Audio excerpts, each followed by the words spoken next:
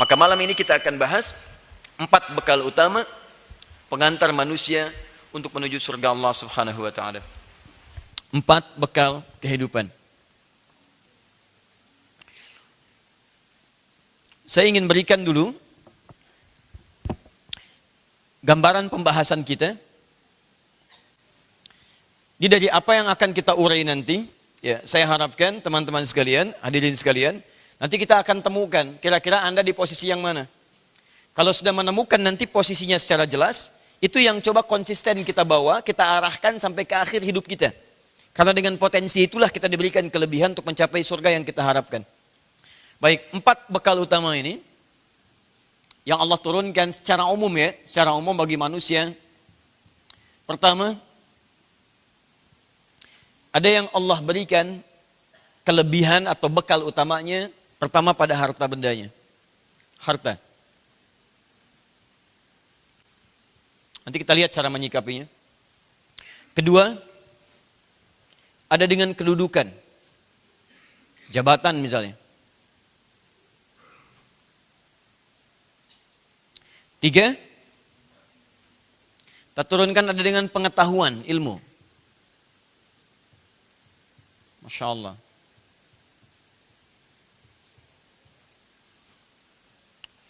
Sudah? Yang keempat, ini yang paling menarik juga, ada yang juga dengan tenaga. Semangat untuk berjuang. Tenaga yang diisi oleh iman. 4 bagian ini. Ada harta, ada kedudukan, ada ilmu atau pengetahuan, ada kemudian tenaga yang diisi oleh iman. Baik, secara umum, kalau kita lihat uraian dari Al-Quran, yang memberikan gambaran harapan-harapan setiap hamba Allah untuk meraih surganya, maka Allah dengan segala sifat keadilannya, kemudian memberikan bekal terbaik bagi setiap hamba. Yang uniknya, satu dengan yang lainnya bisa beda. Ya, ada sebagian yang mengumpulkan semua bekal ini, tapi ada beberapa bagian tertentu yang menurut keadilan Allah Subhanahu wa taala dia mesti mendapatkan satu di antara yang 4 ini saja. Sangat jarang ada 4 terkumpul di dalamnya. Kalau bukan bagian orang-orang yang terpilih saja, bisa dia rasul, bisa dia nabi, bisa dia misalnya seorang wali yang memang punya tugas-tugas tertentu, tapi umumnya manusia biasa dia akan mendapatkan 1 atau 2 di antara 4 yang dimaksudkan ini. Baik, mari kita lihat pertama ada harta benda. Nanti kita berikan contoh-contoh konkretnya dari yang positif sampai dengan yang negatif. Baik. 1, turunan dari harta benda, kita keluarkan Quran, surah ke-28 misal. Al-Qasas, ayat 76. Kita ambil sampai dengan ayat 80-nya misal. Ini sudah sangat familiar, kisahnya tentang kisah Qarun.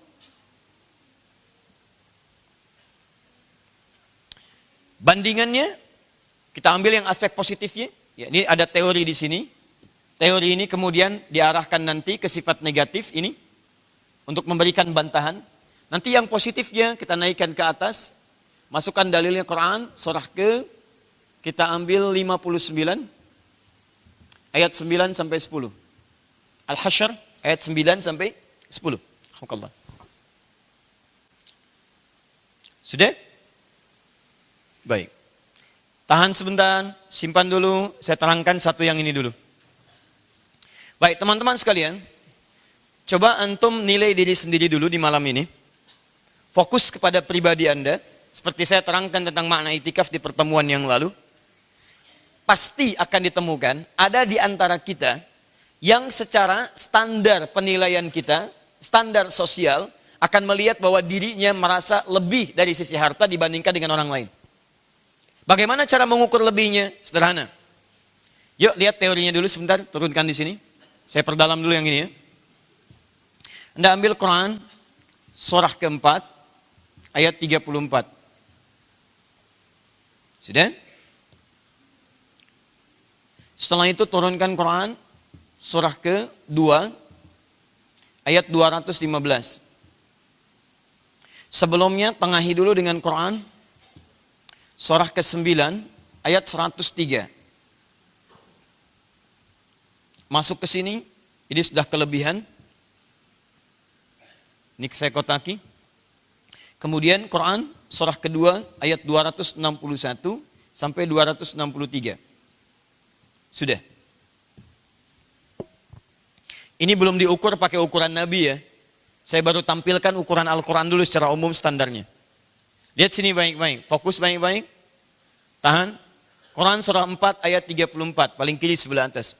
Ar-nijalu qawwamuna 'alan nisa bima faddalallahu ba'dahum 'ala ba'din wa bima anfaqu min amwalihim. Setiap lelaki, setiap suami, setiap ayah ya, yang kami berikan tugas di rumah tangganya, kami berikan kelebihan untuk mengatur rumah tangganya. Jadi pemimpin dia. Jadi setiap laki-laki itu oleh Allah diberikan fitrah kepemimpinan. Ya ada potensi-potensi untuk mau memimpin dari perempuan, tapi sifat untuk mengatur itu dominan ada di laki-laki. Saya nggak akan bahas ini karena ini aspek urusan rumah tangga. Saya mau bahas pada yang keduanya. Wa bima anfaqu min amwalihim. Dan setiap laki-laki itu ketika dia berumah tangga, maka Allah akan berikan bekal kepadanya kemampuan secara fitrah untuk mencari nafkah. Fokusnya adalah apa nafkah itu ketika diraih difungsikan untuk apa? Wa bima anfaqu supaya dia bisa berinfak untuk keluarganya. Dasar pertama, bagi setiap keluarga, ingat baik-baik, bagi setiap keluarga, Allah berikan kemudian kematangan dari sisi harta benda untuk menjalani kehidupan yang standar di rumah tangganya. Cukup untuk menjalani hidup. Ini bekal utama. Bekal utamanya, hidup Anda itu terjamin. Hidup, rizki Anda ditetapkan oleh Allah Subhanahu wa Ta'ala, kadarnya disesuaikan dengan kadar kebutuhan hidup Anda. Tahan, ini yang paling standar. Ingat baik-baik, tidak ada manusia di bumi ini yang kekurangan rezeki, tidak ada. Semuanya standar hidupnya, pas diberikan. Makanya ayat-ayat Quran yang memberikan gambaran tentang rezeki, kalau tidak Allah berikan lebih, maka akan dicukupkan. Wa ammal insanu idza mabtalahu rabbuhu fa akramahu wa na'amahu fa yaqulu rabbi akraman wa amma idza mabtalahu fa qadara alaihi. Enggak pernah mengatakan fa naqasa alaihi. Coba lihat ayat yang pertama. Wa ammal insanu idza mabtalahu rabbuhu fa akramahu, adalah manusia itu kalau Allah uji berikan kelebihan harta bagi dirinya, lebih. Lihat. Satu lebih. Baik ya? Maka dia berkata Allah sedang memuliakan saya. Wa amma idza mabtalahu fa qadara alaihi rizqahu. Perhatikan baik-baik. Apa lawan dari lebih? Kurang. Kalau bahasa manusia akan menyebut lawan dari lebih adalah kurang. Tapi karena Al-Quran itu firman Allah bukan bahasa manusia, maka bukan bahasa manusia yang dipakai. Faqadara, ketika Allah cukupkan rizkinya. Lawan dari lebih itu cukup. Cek, cukup. Wa annahu huwa adhaka wa abka. Apa lawan dari tertawa? Menangis. Wa annahu huwa amata wa ahya. Apa lawan dari meninggal? Hidup. Hidup lawannya apa? Meninggal. Tertawa lawannya apa? Nangis. Kaya lawannya apa? Miskin. Nah, kita lihat ya, wa annahu wa aghna wa aqna. Buka surat An-Najm. Dan dialah Allah yang menjadikan seorang kaya dan cukup. Kaya dan cukup. Enggak pernah disebut dalam Quran kaya dan kurang. Enggak ada. Enggak pernah disebutkan lebih dan kurang. Selalu bahasanya kalau tidak lebih dia cukup. Kalau Anda merasa kurang, itu bukan Allah yang kurangi, Anda yang tidak pernah merasa cukup dengan apa yang Allah berikan pada Anda. Kaya dan cukup. Jadi sebetulnya batas yang Allah berikan rezeki kepada kita itu cukup untuk membuat kita menjalani kehidupan dengan baik. Maslahatnya diberikan. Ada si fulan yang batas paling minimalnya bukan kurang, batas paling minimal itu cukup. Ini gambarannya, cukup. Bukan kurang. Cukup untuk hidup. Makanya bagi yang tidak merasa cukup nanti diberikan dorong dengan zakat supaya dia meningkat jadi cukup. Nggak merasa cukup kasih infak supaya lebih cukup. Ya nggak cukup juga kasih sodakoh supaya naik cukup. Nah jadi kalau dengan zakat belum cukup juga, infak belum cukup juga, dikasih sodakoh nggak cukup juga, Anda mesti dikasih apa lagi? Dan nanti cara mengeluarkan itu yang harus diatur, bukan zakatnya yang salah, cara berzakatnya yang tidak tepat. Makanya kebanyakan orang-orang sekarang itu perlu diluruskan lagi bagaimana cara menyalurkan zakat dengan benar. Termasuk infak, termasuk sedekah. Simpan dulu teori ini, simpan pembahasannya, saya kembalikan ke sini. Jadi kita mesti sepakat dulu bahwa yang pertama, Allah saat memberikan bekal rizki kepada setiap hamba, itu akan cukup digunakan dalam menjalani kehidupannya. Sesuai dengan maslahat hidupnya. Baik, sekalipun dibawa ke rumah tangga. Saat pribadi, cukup. Dibawa ke rumah tangga, juga cukup. Dengan dalil Quran surah keempat ayat 34. Untuk pribadinya, tadi saya turunkan dalilnya. Kalau mau lebih spesifik lagi, buka Quran surah 51 ayat ke-22. Wa fis sama'i rizqukum wa ma tu'adun. Bahkan sebelum kalian tercipta, di langit sudah ditetapkan rizki kalian cukup, dijanjikan akan diberikan sesuai dengan pokok kebutuhan kehidupan. Ini yang paling menarik. Lihat sini. Jadi ketika Allah turunkan, tidak ada yang tidak cukup untuk hidup. Masya Allah. Anda yang tidak pegang uang saja, masuk ke masjid sini, bisa makan? Silahkan cek. Indomie banyak tuh. Padahal beli juga enggak gitu kan? Masya Allah, cukup. Jadi kalau kita berpikir apa yang telah Allah berikan, dinikmati oleh kita, cukup hidup kita. Cuma nanti ada orang-orang yang oleh Allah subhanahu wa ta'ala dilebihkan dari batas cukup ini, bukan sekedar standar cukup biasa, karena ternyata bekal ke surganya itu mesti dominan bagian dari hartanya. Di melebihi batas kecukupan bagi konsumsi dirinya untuk dijadikan bekal untuk mencari bekal ke surga untuk urusan akhiratnya. Bagaimana caranya? Maka diberikanlah oleh Allah kelebihan dari apa yang ia butuhkan dari satu keluarganya, yang menjadikan kelebihan ini ukuran hartanya bisa dinilai secara standar sosial kehidupannya lebih dibandingkan dengan apa yang dimiliki oleh orang lain. Atau bahkan lebih di atas kecukupan dirinya. Misal, yuk kita lihat baik-baik. Ini secara singkat saja ya. Secara singkat. Fokus, Anda di rumah misalnya, ada suami, plus istri, plus 2 anak, plus 1 asisten rumah tangga. Anggarannya selama sebulan, misal 10 juta. 10 juta ini cukup digunakan oleh Anda. Masya Allah. Yang Anda dapatkan selama sebulan itu 100 juta. 100 juta. Masya Allah. Lebih atau cukup? Lebih atau cukup? Lebih. Yang cukup berapa juta? 10 juta. Lebihnya berapa juta? 90 juta. Perhatikan, ketika Anda mendapatkan pola yang seperti ini, artinya yang 90 juta ini Allah titipkan kepada Anda, diamanahkan kepada Anda, melebihi batas kecukupan hidup Anda yang diukur selama sebulan itu, tiap bulan datang, ketahuilah bahwa kelebihan ini bukan untuk menaikkan status Anda jadi kaya, bukan. Tapi ternyata itulah bekal dominan Anda yang disiapkan untuk meraih surga yang Anda dambakan itu. Kenapa? Karena boleh jadi ketika Allah titipkan nanti kelebihan-kelebihan yang lain, Anda tidak akan bisa maksimal menggunakannya. Silahkan cek teman-teman sekalian. Mohon izin ya. Kebanyakan rata-rata, kalau orang tidak naik statusnya dalam 3 hal tadi, kalau bukan Rasul, bukan Nabi, bukan wali atau orang soleh, orang-orang biasa saja, maka kecenderungannya, kalau sudah diberikan kekayaan yang melimpah, maka mohon maaf, akan ada kesulitan menggunakan tenaganya secara maksimal untuk beribadah kepada Allah subhanahu wa ta'ala. Silahkan cek, bisa Anda temukan orang kaya yang rajin puasa? Ada orang kaya banget yang rajin puasa? Puasa Daud? Puasa Senin Kamis tambah Ayamul Bid? Ada orang kaya banget yang rajin tahajud tiap malam? Ada orang kaya banget misalnya, maaf, yang menggunakan tenaganya selama 24 jam, ya, 20 jamnya untuk baca Al-Quran. 15 jamnya untuk baca Al-Quran. Baik, artinya apa? Allah tidak berikan tenaga maksimal kepadanya. Bukan berarti nggak bisa masuk ke surga dengan maksimal menggunakan tenaga, bukan. Tapi Allah ingin berikan persaingan, menyusul orang-orang yang punya tenaga dengan kelebihan hartanya.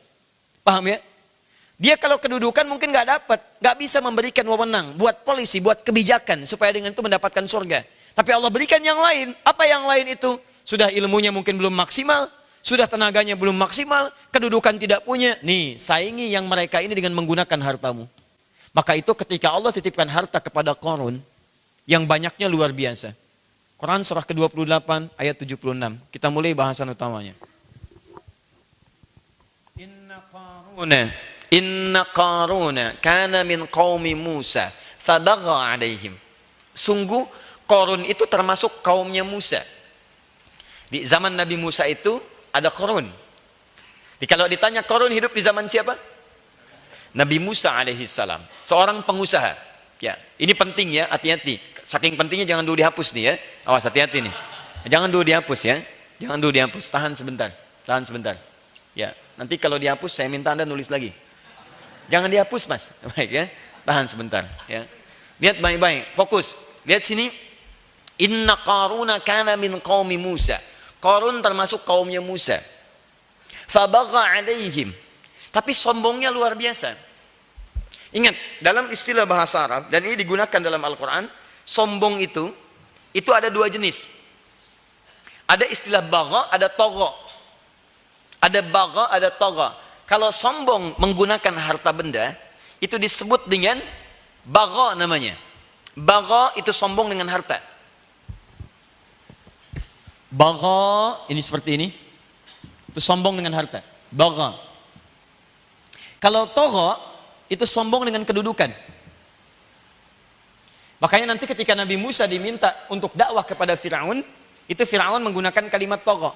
Idhab ila fir'auna innahu tagha, bukan bagha. Perhatikan detailnya diksi Al-Quran. Ketika menunjuk pada Fir'aun digunakan kata tagha, sombong dengan kedudukan. Ketika menunjuk pada Qarun, lihat sini, menggunakan kata bagha. Artinya apa? Qarun ketika dilimpahkan oleh Allah kelebihan harta benda, fa bagha alaihim, dia sombong dengan harta itu. Sombong. Saya kasih kata cepat. Sombong menggunakan kata bagha artinya sombong menggunakan harta benda. Berapa banyak harta yang disombongkan itu? Lihat kalimatnya, Masya Allah. Wa inna mafatihahu latanu'u bil usbah. Sungguh, kalau Anda ingin ukur harta yang disombongkan itu, kunci-kunci berangkasnya saja, itu kesulitan dipikul oleh bodyguard yang jalan di belakangnya. Di Qarun itu punya bodyguard, Pak. Bodyguardnya itu bukan sekedar menjaga dirinya, tapi khusus untuk ngangkat kunci-kunci berangkasnya saja. Nah, kebayang ya. Dan kuncinya itu dipikul sama bodyguard beberapa banyak, taruhlah di belakang ada 10 bodyguard. Tugasnya cuma ngangkat kunci hartanya aja, kunci gudangnya. Berangkasnya gudang, Bu. Bukan cuma berangkas kecil-kecilan, gudang. Kuncinya dipikul beratnya luar biasa. Maka Anda bisa kebayang tuh ya, bagaimana seseorang punya harta benda yang kunci berangkasnya aja beratnya susah dipikulnya. Allahu Akbar. Seakan-akan Qarun ingin mengatakan, mau nyuri, silakan aja coba, mereka aja susah bawa kuncinya. Sombong. Di saking banyaknya sombong. Ya, tapi apa yang terjadi kemudian? Allah kemudian meluruskan, lihat, kasih sayang Allah itu lebih banyak, lebih luas dibandingkan dengan murkanya. Sebetulnya kalau mau murka gampang, sombong kamu, saya titipin kok sombong, saya hancurkan sekarang aja supaya jadi contoh untuk manusia-manusia belakangan. Sudah, tapi rahmat Allah diturunkan oleh Allah lebih dan luas melebihi hukumannya, melebihi murkanya. Maka yang pertama diturunkan kalimat Allah Subhanahu wa taala direkam dalam Al-Qur'an. Teruskan ayat 77-nya sampai seterusnya. Lihat kalimatnya. Wabtaghi fima atakallahu daral akhirah wa la tansa nasibaka minad dunya. Ini kunci utamanya. Hei Qarun, saya berikan kamu harta yang sangat melimpah, banyaknya luar biasa, bukan untuk kamu sombongkan, bukan untuk kamu banggakan, tapi saya titipkan kepada kamu supaya dengan harta itu kamu cari harapan-harapan akhirat yang ingin kamu capai itu. Kamu ingin masuk surga, ini saya berikan kelebihan lewat harta ini. Ini saya titipkan kelebihan harta buat kamu itu untuk mencari surga kamu, bukan untuk menjauhkan kamu dari surga, bukan untuk sombong, bukan untuk riya, tapi kamu gunakan untuk mencari surga kamu. Kenapa saya berikan harta pada kamu? Karena kalau saya kasih kedudukan, gak bisa kamu menggunakan kedudukan itu untuk surga kamu. Gak pandai kamu di situ, gak ada ilmunya. Kalau saya berikan pengetahuan, gak bagus juga. Pengetahuan kamu lebih membuat kamu celaka dalam kehidupan. Kamu saya berikan tenaga, gak bisa kamu gunakan tenaga itu meraih surga kamu. Yang paling ideal buat kamu saya titipkan harta, supaya dengan itu kamu bisa tambahkan segala jenis amalan menyusul semua yang diberikan 3 kedudukan ini untuk mendapatkan surgamu. Wala tansa nasibaka minad dunya. Tuh. Tapi jangan lupakan, jangan royal untuk membuang-buang semua itu, walaupun berharap surga sampai membuat kamu nestapa dalam kehidupan dunia. Saya cukupkan nasib minad dunya, atur harta kamu. Nih, dari harta kamu 100 juta. Berapa kebutuhan keluarga kamu? Ya, selama sebulan 10 juta. Wala tansa nasibaka minad dunya. Urusan dunia penuhi dulu, silakan. Ya, rumah, untuk makannya, untuk pakaiannya, untuk pendidikan anak-anaknya, untuk investasi sedikitnya, gunakan tabungannya. Yo, ketika sudah dicukupkan semuanya, ada batas kelebihannya. Batas yang lebih ini gunakan untuk mencari akhiratmu. Ambil. Beri. Terima kasih. Sudah diterima, kasih. Itu rumusnya. Nah, itu poinnya. Di apa yang terjadi kata Qarun? Enggak kok. Ini kan hasil dari keringat kerja keras saya. Hasil kerja keras saya. Hasil kehebatan saya. Enggak ada urusannya dengan Tuhan. Maka saat itulah kemudian murka Allah diturunkan, dihancurkan, kemudian Qarun ditenggelamkan langsung dengan harta-hartanya. Saking banyaknya hartanya, sudah berabad-abad sampai dengan ke kita sekarang, itu masih dicari oleh orang-orang. Mau kemana Pak? Samudra Atlantik Ustaz. Ngapain? Cari harta. Harta siapa? Harta Korun. Masya Allah. Yuk kita bandingkan. Korun, ya turunkan, punya harta yang sangat melimpah. Saya tidak katakan banyak lagi, tapi melimpah. Kedua, hartanya melewati masa-masanya, masih dicari orang-orang setelahnya. Yang ketiga, sombong dia. Yang keempat, ditenggelamkan. Masya Allah. Tenggelam dengan seluruh hartanya. Lalu turun aturan, perhatikan aturannya. Fokus baik-baik. Setiap ada hamba Allah yang sudah memenuhi kecukupan dirinya dalam urusan dunianya, maka yang lebih dari yang cukup itu adalah bekal untuk menuju surganya. Anda bertanya, ya Allah bagaimana mengaturnya? Maka diaturlah dalam syariat Nabi Muhammad SAW dengan turunnya ayat-ayat Al-Quran. Apa aturan pertamanya? Jika harta itu sudah memenuhi kadar kebutuhan keluarganya, maka kami turunkan bagaimana untuk mengukur kadar itu. Pertama adalah ketentuan di Quran surah 9 ayat 103. Khudh min amwalihim sadaqatan tutahhiruhum wa tuzakkihim biha. Ambil dari kelebihan harta itu untuk digunakan sebagai sedekah. Sedekah yang dimaksudkan di sini adalah zakat. Pertama ukurannya zakat. Turun Quran surah ke 2 Al-Baqarah ayat 43. Wa aqimus salata wa antuz zakah. Zakat. Ingat, kalau Anda sudah bekerja, kemudian dari harta itu sudah masuk pada ukuran zakat, masuk nisab. Kalau emas 83 gram, 85 gram maaf, 85 gram kemudian dikalkulasi, kalikan sekian. Misal, kalau sekarang harga 1 gramnya 500.000, ya kali 85, ada 42.500.000. Anda gajian Anda 50 juta, keluar zakat. Maka 2,5% itu sudah dititipkan oleh Allah pada Anda sebagai bekal surga Anda. Dipaksa. Saking sayangnya Allah diwajibkan. Kalau Allah nggak sayang, nggak akan diwajibkan. Sudah, suka-suka aja. Mau keluar, mau enggak. Cuman taruhannya, suka-suka masuk surganya. Kalau pengen masuk, kalau enggak. Cuman saking sayangnya Allah dipaksa ke surga. Saya paksa kamu ya, keluarkan. Karena itu kelebihan. Kamu makan pun, kamu akan kelebihan, nggak akan dipakai. Lebih baik dikeluarkan oleh kamu. Maka filosofinya adalah, kenapa 2,5% keluarkan? Karena kamu nggak butuh itu. Kamu sudah cukup dengan tidak menggunakan itu. Ada bagian kamu yang saya desain kata Allah untuk mendapatkan surga kamu, maka dipaksa keluar. Karena tipikal manusia kadang kalau nggak dipaksa nggak bisa dikeluarkan, paksa. Sama dengan sholat. Allah paksa kita menunaikan sholat bukan karena Allah butuh dengan sholat kita. Anda semuka langit dan bumi nggak sujud, nggak ruku, Allah nggak butuh dengan sholat kita. Kita yang butuh. Kita butuh amal soleh, karena amal soleh itu pengantar ke surga.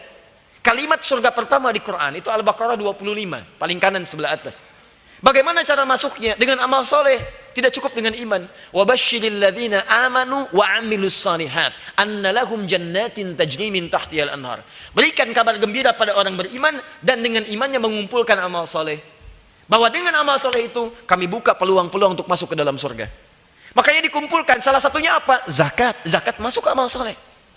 Makanya ketika Anda dipanggil lewat zakat, itu pintu surga Anda. Wa aqimus salata wa atuz zakat. Tunaikan salat, salat dengan tenaga. Gak ada orang salat bayar. Pak, mohon izin Pak di alisan, mau tahajud dulu. Baik, saya hitung ya. Berapa rakaat? 11 Pak. 11 kali 500.000, sekian. 5.500.000. Masya Allah. Aduh Pak, saya 60% aja diskon deh. 2 rakaat aja misalkan. Adanya cuma 1 juta, nggak ada. Silahkan cek. Salat gak bayar, salat pakai tenaga. Tapi zakat itu keluar. Jadi cara menyikapinya kalau Anda, maaf ya, Anda yang mengingatkan tentang zakat, itu artinya peringatan itu dititipkan oleh Allah melalui lisan teman Anda untuk mengajak Anda ke surga. Itu caranya. Kalau Anda nggak paham hukum ini dan nggak paham rumus ini, Anda nggak ngerti keterangan ini, Anda akan abai dengan itu. Kenapa saya yang nyari, saya yang harus keluarin? Saya yang kerja keras, saya yang keringetan. Kok tiba-tiba hartanya dinikmati oleh orang lain yang nggak ada hubungan dengan saya? Masya Allah.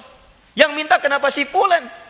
Loh, kenapa ada tukang ini datang kepada saya? Datang tukang beca, datang tukang ojek. Saya kerja nggak naik beca, saya kerja nggak naik ojek. Kenapa saya serahkan kepada kamu? Allahu Akbar.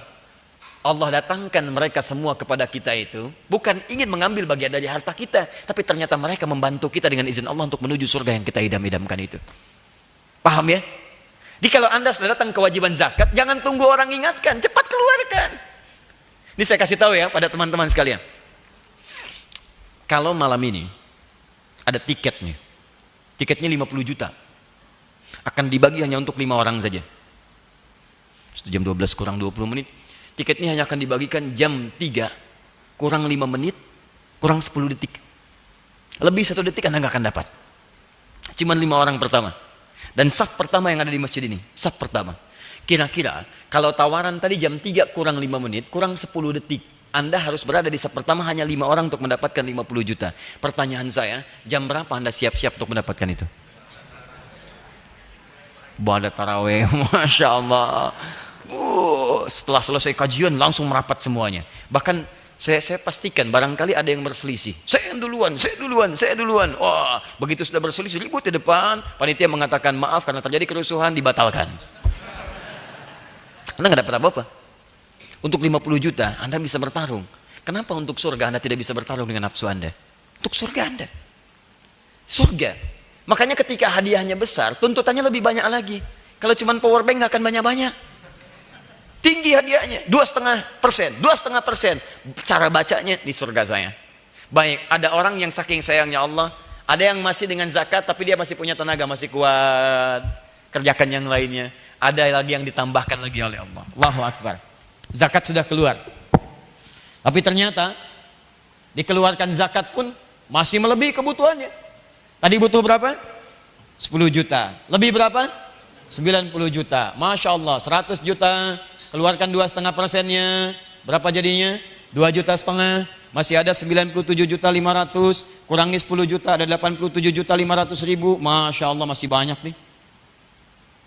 Apalagi Allah turunkan lagi yang lain. Setelah keluarga Anda cukup, anak laki-laki yang dihapus, anak perempuan yang dihapus tadi, ya, ada asisten rumah tangga dan seterusnya, habis semua tuh. Udah dihapus, udah dapat kebagian, udah kebagian. Dan semoga Allah ampuni dosa orang yang menghapus dia. Udah kebagian semua tuh, makanya dihapus tuh. Yang belum kebagian itu yang belum dihapus. Siapa mereka itu? Quran surah 2 ayat 215. Ada istilah baru diperkenalkan. Namanya untuk hanya urusan keluarga, tapi yang kerabat-kerabat terdekat yang bisa dibagi lewat turunan-turunan yang ini. Perhatikan cara bacanya. Ketika Anda dititipkan kelebihan-kelebihan yang ada, itu artinya ada surga-surga yang ingin Allah percepat Anda meraihnya. Maka pandai-pandailah Anda menata diri, siapkan untuk kebutuhan dulu yang tadi yang pokok itu, yang pokok dulu. Awas hati-hati, mesti jangan keliru ya, yang pokok dulu. Jangan Anda keluarkan sesuatu yang Anda butuhkan untuk memenuhi kebutuhan orang lain, sementara Anda sendiri kehilangan kebutuhan Anda, itu salah. Salah. Hati-hati. Oh, saya ingin sodako. Ya, saya ingin keluarkan, bukan wajib zakat, pengen berzakat lagi. Yang kedua, saya terangkan dulu, nanti saya kembalikan ke belakang. Infak. Yas'alunaka madza yunfiqun. Muhammad SAW mereka bertanya kepadamu apa yang harus diinfakkan. Infak. Infak yang ini tidak ada kaitan dengan yang pokok tadi.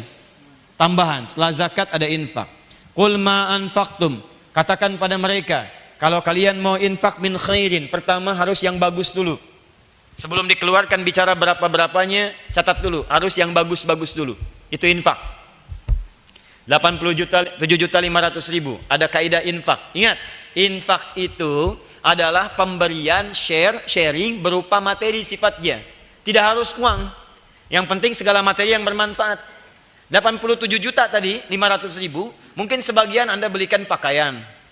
Sebagian Anda belikan makanan, kan? Nah, makanan itu melebihi kadar kecukupan Anda. Di rumah cuma ada 5 orang, beli makan kadar untuk 50 orang, kan lebih tuh. Banyak yang Anda belinya. Ada yang sifatnya uang, ada yang sifatnya barang dan sebagainya. Nah, kalau Anda kemudian merasa bahwa ini sudah bukan bagian saya nih, ini terlampau banyak nih, ini harus dibagi nih, zakat sudah, ada lagi lebih yang lain, bentuknya bisa pakaian, bisa makanan dan sebagainya. Maka Anda kemudian lihat itu, perhatikan bagian yang kedua. Mungkin itulah yang Allah titipkan kepada Anda untuk Anda memiliki amal soleh yang kedua, yaitu infak namanya. Cari yang bagus-bagus, pilih. Uang, tiba-tiba datang Jumatan, langsung tertulis kotaknya, kotak infak. Masya Allah. Tarawih, begitu selesai tarawih menunggu witir ada kultum, jalan kotak infak. Bukan mobil-mobilan tuh Pak, dorong. Bukan. Ada tulisannya kotak infak tuh. Dan hebatnya lewatnya di depan Anda lagi. Silakan cek. Itu memberi peluang, barangkali memang ada kelebihan di diri Anda di situ. Maka ketika Anda melihat, kok lewat depan saya, bukan lewat depan orang lain. Lewat, Anda coba cek. Ya kenapa nggak didorong lurus lewatin saya? Kan ada orangnya begitu kemudian mau di depan dia didorong ke depannya lagi. Ada yang begitu. Ya tidur begini kan tuh gitu. Nggak dapat misalnya kan dicolek nggak bangun lewat. Baik, atau tiba-tiba sedang sholat sunnah lewatnya di belakang dia. Jangan. Yang paling menarik ketika lewat di depan Anda dan terlihat kotak infak, tanyakan pada diri Anda, apakah Allah meminta saya sekarang ada kelebihan yang harus saya keluarkan di situ? Maka begitu Anda lihat seperti itu, kul ma anfaqtu min khair. Yang pertama kata Allah, saya suka kalau pengen infak jangan bicara banyak dulu. Bicarakan yang terbaik dulu yang dikeluarkan. Khair. Khair itu punya dua sifat. Sifat kuantitas, sifat kualitas. Baik mana 100 ribu dengan 50 ribu? 100 ribu. Baik mana 100 ribu dengan 10 ribu? 100 ribu. Baik mana 100 ribu dengan 1000? Masya Allah. Kenapa Anda malu membawa uang 10 ribu ke mall, tapi tidak malu Anda membawa uang 10 ribu itu ke mal? Zakat mal, Anda begitu malu memasukkan uang 100 ribu. Tapi zakat mall Anda, begitu malu Anda membawa uang 10 ribu.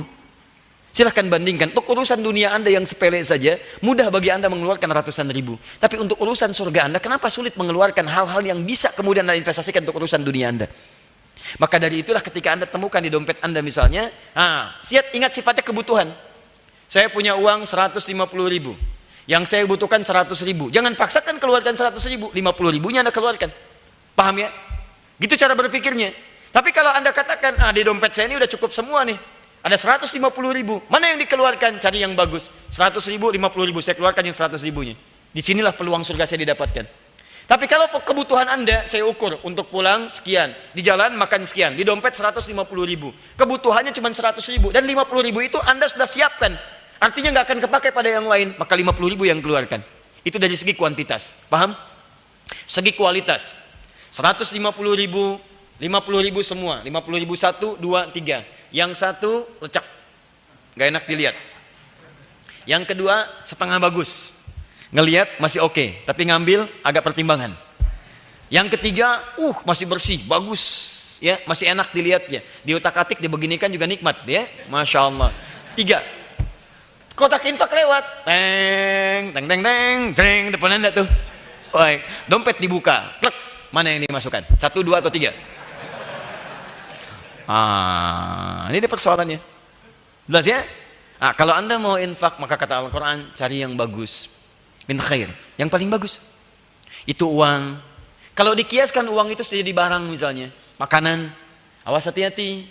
Ada peluang infak berbagi saat Ramadan, begitu nggak cukup, kasih dengan teman yang lainnya. Anda kurma 5, datang teman yang 1, Masya Allah, akhi dia belum kebagian, aduh kamu ambil 1 nih. Kok 1? Kan witir, Allah menyukai yang witir. Masya 1. Tapi kamu kan jadi 4. Saya tunggu yang lainnya lagi. Bagi 1 lagi, bagi 1 lagi. Anda 1, yang lain 1, yang lain 1. Masya Allah, Anda dapat pahala dari 4 orang itu dengan infak Anda. Sah. Hati-hati. Ketika Anda memilih di antara 5 kurma itu, ada yang bagus, ada yang mungkin kelihatan agak sedikit yang kurang bagus, yang bagus yang diberikan. Awas, makanan juga hati-hati di rumah. Ini ada yang sudah misalnya sehari kelihatan enak, kan datang semua kumpul, bagi. Jangan nanti sudah kelihatan kurang enak, Anda berikan. Wah ini kayaknya udah kurang bagus mah, kasih aja satpam depan. Satpam depan, Masya Allah. Anda aja sudah gak enak melihatnya. Itu dikecam oleh Quran, dikecam oleh Quran. Quran surah kedua Al-Baqarah ayat 267. Ya paling kanan, agak sedikit ke tengah. Wala tayammamul khabitha minhu tunfiqun walastum biakhidhihi illa an tughmidu fi. Jangan coba-coba kamu berencana memberikan infak pada orang lain pada satu barang yang kamu melihatnya pun sudah nggak suka. Awas hati-hati, apalagi Anda berikan kepada apa yang ingin Allah ridai. Masya Allah.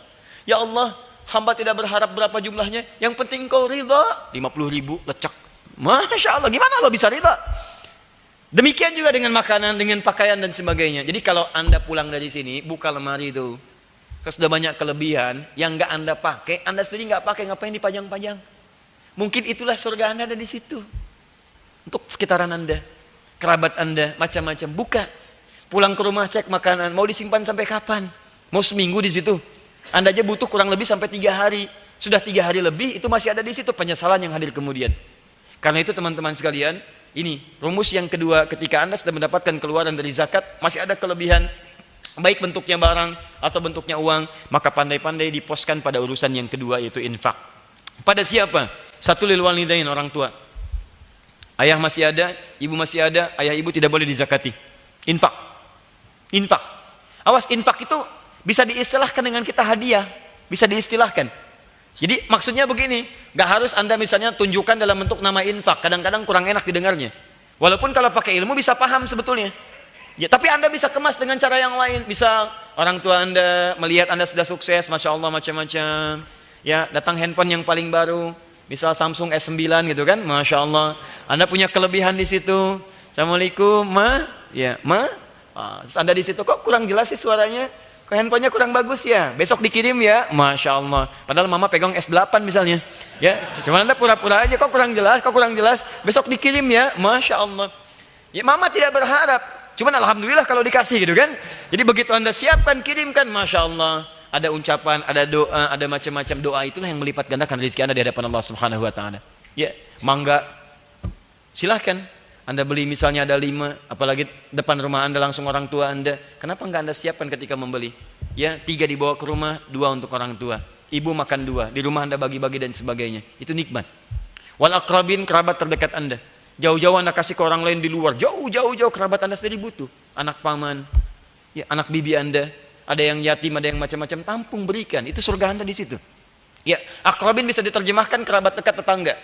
Hati-hati. Ya, kerabat Anda jauh sudah diberikan ke sana, tapi kerabat dekat Anda rumah luar biasa bagus, harta melimpah, tapi nggak pernah lihat di sekitaran Anda, itu bahaya. Awas, awas, nanti akan ditukar oleh Allah dengan penjagaan mereka kepada tempat tinggal kita. Ketika Anda baik bisa berbagi dengan sekitaran Anda dari rezeki yang Allah titipkan, maka Allah akan berikan bonus saat di dunia, maka mereka akan menjaga sekitaran tempat Anda dengan izin Allah Subhanahu wa Ta'ala. Tapi ketika Anda abai dengan mereka, maka mereka pun akan cuek dengan keadaan Anda. Ih, ada maling tuh, biarin aja, dia juga pelit sama kita, biarin, ambil aja maling semuanya. Kalau perlu diinfokan tuh, kalau perlu kasih info. Masya Allah, hati-hati. Wal yatama, yatim 3, wal masakin, orang miskin yang keempat, wabnis sabil, dan ibnu sabil yang kelima, orang kesulitan bekal di perjalanan. 5 ini. Nah, kalau sudah ini keluar, zakat keluar, infak keluar, 5 hal ini, maka perluas lagi infak dengan term yang lebih luas lagi. Term itu ada di Quran surah kedua Al-Baqarah ayat 261 sampai 263. Mathalul ladzina yunfiquna amwalahum fi sabilillah. Fi sabilillah. Semua jenis fi sabilillah silahkan infaki. Misal, Anda mau kasih beasiswa, ada anak yatim kasih beasiswa, ada kekurangan kasih beasiswa. Anda boleh bangun madrasah, infakkan di situ. Anda bangun rumah Quran, Anda bangun macam-macam, silakan. Dan itulah yang bisa mengantarkan Anda ke surga. Masya Allah, seorang pemuda Ali Bennett, kewarganegaraan Australia, kayanya luar biasa, miliarder, banyak. Sendal jepitnya aja 7 juta. Sendal jepit 7 juta Pak. Masya Allah. Sendal anak kalah jauh lah. Sendal jepitnya 7 juta. Jamnya, mobilnya, macam-macamnya. Ferrarinya udah gak kehitung.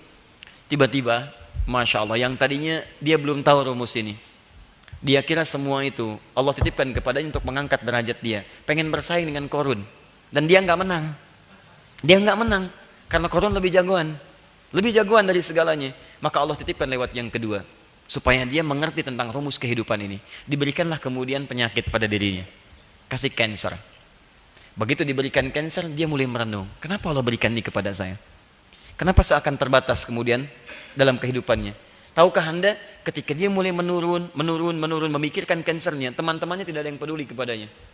Siapa yang peduli kepada dirinya? Masya Allah, Allah kirimkan orang-orang baik. Ada kalangan ustadz, ada kawannya, ada yang mengunjungi, berikan motivasi. Ketika diberitahu rumus ini, Masya Allah teman-teman sekalian, perhatikan baik-baik. Dia mulai sadar, dia mengerti, ternyata Allah titipkan ini dengan batasan usia yang telah diinfokan gratis kepada dirinya. Walaupun tidak tepat sesuai dengan perkiraan manusia, karena urusan Allah kapan mewafatkan kita. Tapi berikan perkiraan. Kata dokter, wah ini sulit nih, kamu tinggal usia kurang lebih sekian. Tapi dokter nggak bisa pastikan, hanya prediksi saja. Prediksi. Ingat, hati-hati. Begitu ada gambaran sulit, penyakitnya luar biasa. Cuman beberapa waktu ke depan saja. Tuh, sudah mau bunyi tit tit tit ya. Waktu kamu udah mau habis, tapi nggak tahu kapan habisnya. Tahu apa yang terjadi? Begitu dia sadar, teman-teman sekalian.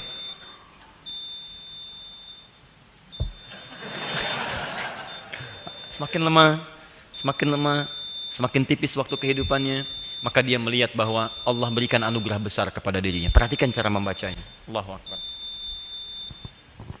Saya divonis tinggal 3 bulan. Misal, orang yang tidak memahami rumus ini, maka dia akan menghidupkan masa sisa hidupnya penuh dengan kekecewaan. Padahal belum tentu 3 bulan ini dia betul-betul meninggal. Cuman prediksi dokter manusia.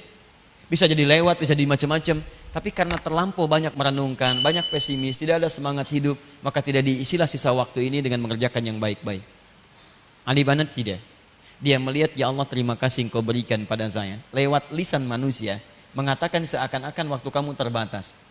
Ternyata dia melihat itu limit bagi dia untuk menggunakan semua titipan ini untuk mengarahkan dia ke surga. Semakin jelaslah visi hidupnya. Maka harta yang banyak tadi, dia gunakanlah kemudian untuk kepentingan-kepentingan yang zakat, yang infak dengan tuntunan segalanya. Dia buka proyek untuk bantuan-bantuan ke Afrika, dia buka yayasan, dia serahkan ke mereka, dia atur dan dia nikmati prosesnya. Ada tawa orang Afrika, ada saat dia memberi, ada saat dia berbagi. Teman-teman, kalau Anda ikuti petunjuk Quran, sampaikan dengan tangan Anda, lihat bagaimana cerianya. Zakat Anda mungkin cuma 2.000, tapi mulailah Anda jalan-jalan ke depan tuh. Ada jam 3:30, tiba-tiba tukang nasi goreng sedang baca Quran. Ada tukang sapu sebelumnya sedang tahajud. Begitu Anda berikan, tiba-tiba dia berkata, ya Allah terima kasih ya Allah. Semoga kamu sehat ya. Semoga Allah berkahi rizkinya. Semoga Allah berikan keberkahan. Disampaikan persis pada saat waktu-waktu diijabah. Teman-teman tahu apa yang terjadi? Orang ini yang kayanya tadi digunakan pada urusan-urusan duniawi, pamer luar biasa, foya-foya saja. Akhir hidupnya dia menunjuk dengan satu telunjuknya sebelah kanannya dengan membacakan ayat surganya. Wala tahsabannal ladzina qutilu fi sabilillahi amwata. Jangan dikira orang-orang wafat yang diwafatkan oleh Allah dalam keadaan fi sabilillah wafat begitu saja. Bal ahyaun inda rabbihim yurzaqun. Dia baca ayat, baca ayat dan dia meninggal dalam keadaan membaca ayat Al-Qur'an setelah menggunakan semua hartanya untuk kepentingan apa yang telah Allah tetapkan dalam dirinya. Dengan telunjuk yang menunjuk pada telunjuk tauhid seperti ini. Anda ada di mana? Jikalau Anda merasa sudah lebih kekayaan dititipkan oleh Allah Subhanahu wa taala kepada Anda, itu bukan untuk menaikkan status Anda jadi orang kaya. Karena yang super kaya sudah ada, namanya korun. Di Anda jangan bersaing. Kalau cuma baru punya Mercy, baru cuma Ferrari, baru cuma Lamborghini, Lamborghini, Lamborghini macam-macam, gak usah sombong deh. Telat Anda kalau pengen ikutan sombong. Korun lebih jagoan, korun lebih kaya, dan korun lebih sombong daripada Anda. Ternyata kesombongan itu hanya menenggelamkan dia dengan status yang tidak jelas dalam kehidupan. Silahkan cek. Ya, jadi pertama, tolong dalam itikaf ini merenung titipan Allah ada nggak dalam bentuk harta kepada kita.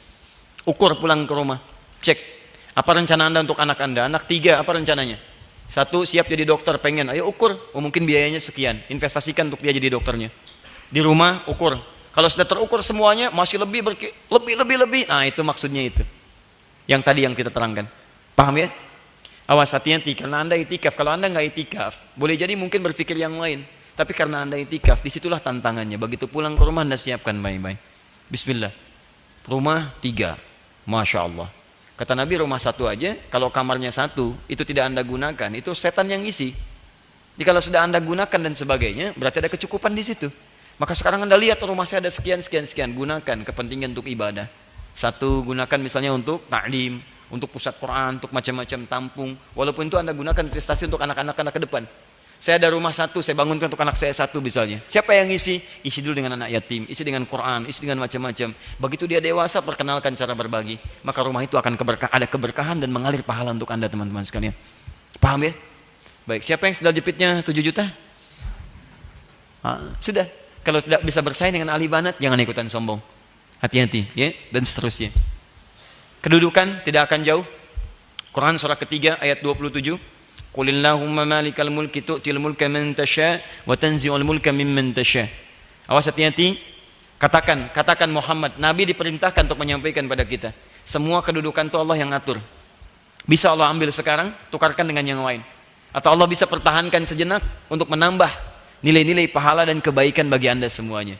Ingat baik-baik, konsep kedudukan, jabatan, ketika diperkenalkan oleh Al-Quran, konsepnya adalah dengan kedudukan itu bisa Anda meraih titian-titian surga yang bisa Anda dapatkan saat kembali kepada Allah Subhanahu wa taala.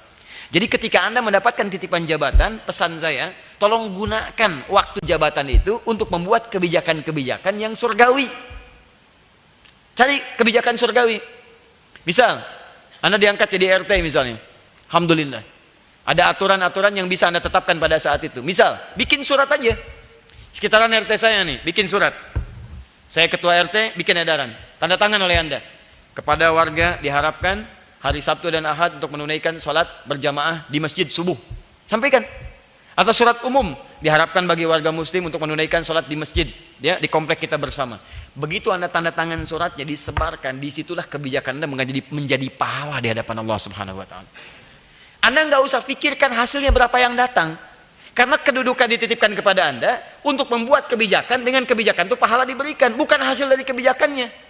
Anda tidak dituntut dari hasil kebijakan, yang dituntut oleh Allah dari perbuatan Anda saat merencanakan kebijakan itu.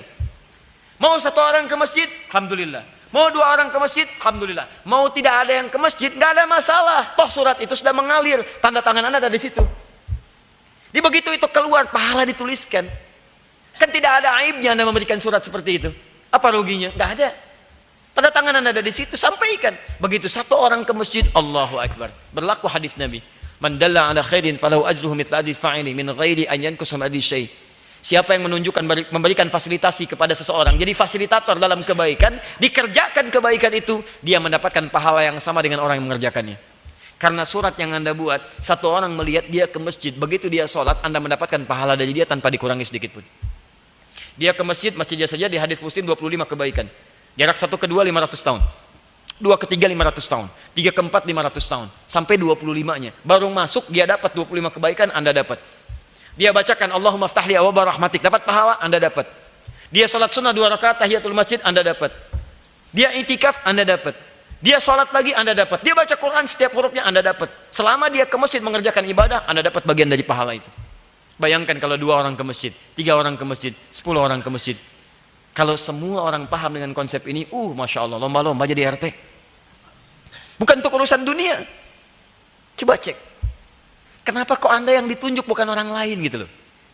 Ada yang ketua DKM, ada yang ketua RW, ada yang camat, ya, ada yang lurah sebelumnya, ada yang bupati, sampai ke pusat yang paling tinggi presiden dan sebagainya. Udah, jadi ketika ada kedudukan, jangan berlomba-lomba pada hal yang tidak berkesan.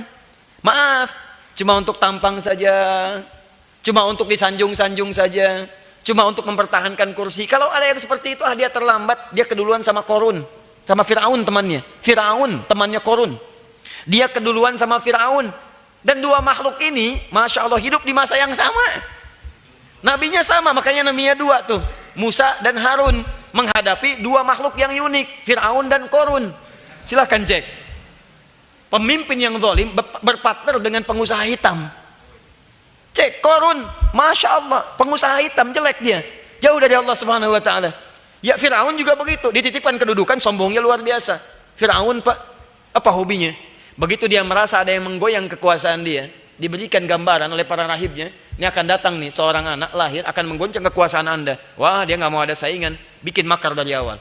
Tolong dampingi setiap perempuan yang mengandung dengan 2 algojo. 1 algojo amati, lahir laki-laki apa perempuan.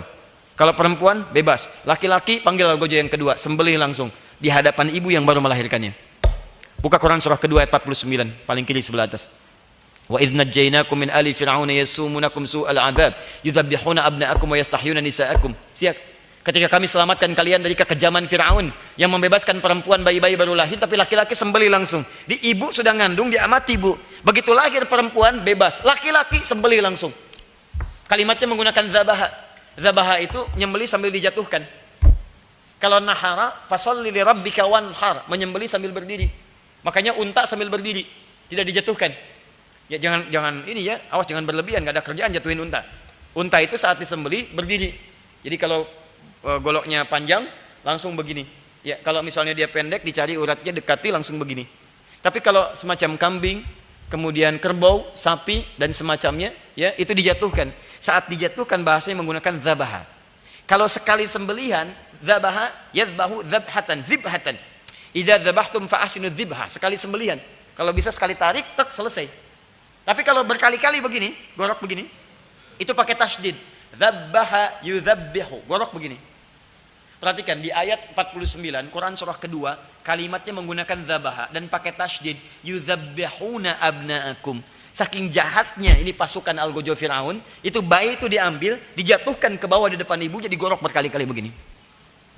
Firaun ambil gambaran umumnya bahwa ada orang yang saking ingin mempertahankan kedudukannya, dia tega kemudian menyakiti, bahkan maaf mengeksekusi orang lain. Oh, ini saingan saya nih, serang dia dari sekarang supaya dia nggak muncul, mendapatkan dan menyaingi kedudukan saya. Hancurkan. Kalau bisa kirim gosip, kirim berita hoax, kirim macam dan sebagainya. Aduh, mau bersaing dengan Firaun. Firaun udah duluan dan tenggelam dia di lautan, jadi mumi. Ya, diperlihatkan ke setiap masa supaya tidak diikuti. Kurang apa lagi? Ayatnya ada, hadisnya banyak, muminya masih ada, jelek lagi. Nah kan cek, main-main ke Mesir, lihat. Kalau nggak percaya cek di Google, jelek apa enggak. Anda pengen ikutan jelek kayak begitu? Itu sudah diperlihatkan, muminya ada, ayatnya ada, masih nggak yakin juga. Orang yang melihat itu, Maurice Bucaille, dia melihat itu tuh. Ya, dia lihat pakar dari Prancis, dia analisis masuk Islam. Orang yang analisis Firaun jadi mumi itu masuk Islam dan sadar dia akan kejelekannya. Anda pakar bukan? Ya, masya Allah, ilmu kurang, mempertahankan kedudukan, pengen ikutan seperti Firaun. Anda siapa sih? Ya, kurang apa lagi gitu. Jadi mumpung masih ada kedudukan, mendingan bikin kebijakan-kebijakan yang bagus, dan dunia pun akan diangkat dan dihormati. Silahkan cek, hampir semua pemimpin yang baik-baik menggunakan kedudukannya dalam hal yang baik-baik. Itu masya Allah, jangan tunggu urusan akhiratnya, bahkan dunianya pun dia diberikan nilai-nilai kebaikan oleh Allah Subhanahu Wa Taala. Maka dari itu pulanglah ke rumah teman-teman sekalian, karena berita baiknya setiap kita pemimpin, minimal memimpin di keluarganya yang sudah menikah, pemimpin di keluarganya. Inilah pemimpin yang baik ketika pulang. Ya, kalau belum menikah, pemimpin bagi dirinya sendiri. Maka pimpin tangan Anda untuk mengerjakan yang baik-baik. Pimpin mata Anda untuk melihat yang baik-baik. Pimpin telinga Anda untuk mendengar yang baik-baik. Karena setiap organ tubuh kita akan ditanya. Quran surah 17 ayat 36. Inna sam'a wal basara wal fu'ada kullu ulaika kana anhu mas'ula. Setiap pendengaran, setiap pandangan, setiap yang akan kita pikirkan itu akan ditanya. Makanya kita pemimpin untuk raga kita. Anda akan ditanya. Kalau nggak akan ditanya semua urusan-urusan kita. Ini kenapa kaki Anda dipakai untuk maksiat? Orang sholat, Anda maksiat. Kenapa tangan Anda digunakan untuk berbuat yang maksiat? Orang bisa menulis yang baik-baik, Anda tulis yang jelek-jelek. Kenapa lisan Anda digunakan pada yang buruk? Padahal Anda bisa mengendalikannya. Maaf ya, ketika ada orang lain misalnya, di depan Anda acuh lewat, Anda marah. Marah itu sebetulnya bukan orang itu nggak nyapa dia. Karena Anda tidak bisa mengendalikan lisan Anda dan hati Anda. Kalau Anda bisa kendalikan, Anda nggak harus marah. Anda ada teman akrab, lewat depan Anda, nggak nyapa. Kalau Anda bisa mengendalikan diri Anda nggak akan marah. Anda simpulkan, wah, mungkin dia sedang sakit gigi, Masya Allah, lewat. Atau Anda ambil lawannya. Lawan tidak disapa adalah nyapa. Nyapa. Waalaikumsalam akhi, buru-buru ya. Aduh, afan saya nggak lihat. Iya, makanya saya sapa, kayaknya kenal. Selesai. Tapi ketika Anda nggak bisa kendalikan itu semua, wah, sudah kenal lama, baru punya sepeda baru aja udah nggak nyapa. Mau apa hubungan dengan sepeda? Silahkan cek. Di teman-teman sekalian, kita semua pemimpin, gunakan. Jadi dari diri sendiri, keluarga, masyarakat, sampai bangsa dan negara, sampai lebih luas lagi. Kalau ada titipan-titipan itu saya nasihatkan kepada siapapun yang Allah titipkan. Jangan gunakan kepemimpinan untuk saling menjaga gengsi, saling mempertahankan jabatan, dan hanya menunjukkan kehebatan saja. Demi Allah saya katakan pada Anda, sekuat apapun mempertahankan, Allah yang punya kehendak. Allah bisa ganti itu semua dengan nilai-nilai kebaikan, dan bisa mengganti dengan keburukan untuk dilihat, oh ini ternyata buruk, untuk diobati di kemudian hari. Paham? Terakhir, ada pengetahuan dan tenaga. Pengetahuan sudah bisa dilihat, ada ustaz, ada kiai, ada macam-macam, dan Anda bisa lihat apapun yang baik-baik dari pengetahuan Anda. Ya, silahkan cek. Ada guru matematika, ada guru biologi, ada geologi, ada fisika, ada astronomi. Ajarkan manusia yang dengan pengetahuan itu untuk mengenal Allah Subhanahu Wa Taala. Bukan cuma mengajarkan ilmu berhitung. Kalau yang begitu jangankan Anda, yang tidak beriman pun bisa. Ajarkan. Bagaimana Anda guru matematika, ayo ajari hitungan dia untuk menghitung nama Allah Subhanahu Wa Taala, Al-Asmaul Husna, untuk menghitung rukun Islam, untuk menghitung rukun iman. Ya, ajarkan astronomi untuk mengenal Allah Subhanahu Wa Taala dan melihat benda-benda langit. Ketika melihat bintang, bagaimana caranya ketika melihat, Masya Allah, ma khalaqta hadza batila, nggak ada yang bisa bikin seperti ini.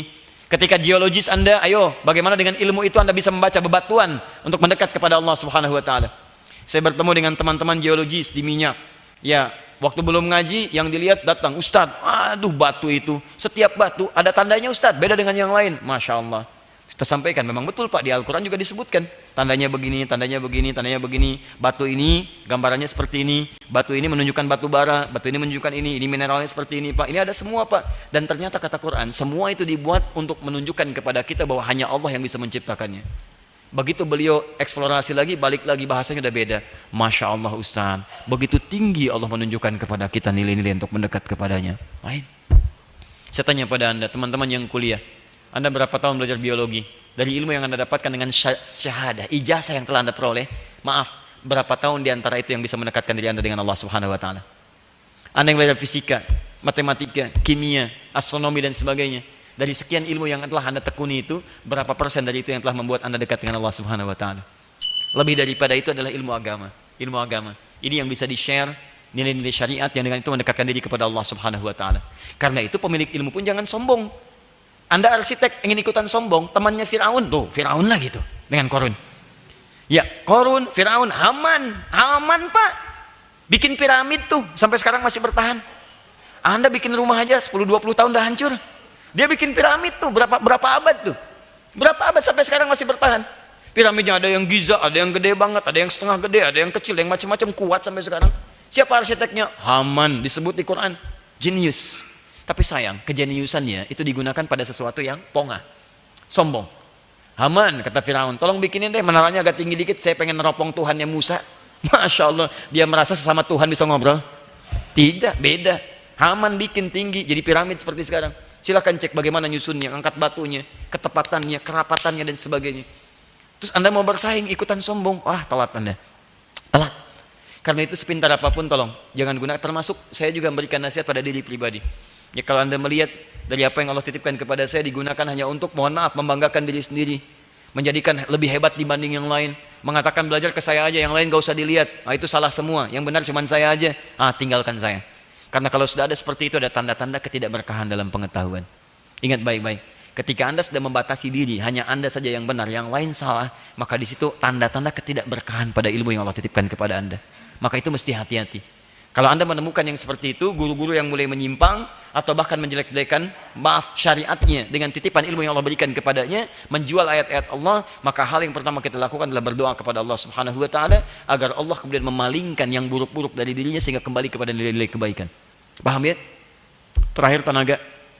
Ilmu mungkin kurang, harta nggak kelihatan kelebihannya, kedudukan sudah tidak ada juga, tapi tenaga mungkin itu yang Allah titipkan kepada Anda semuanya.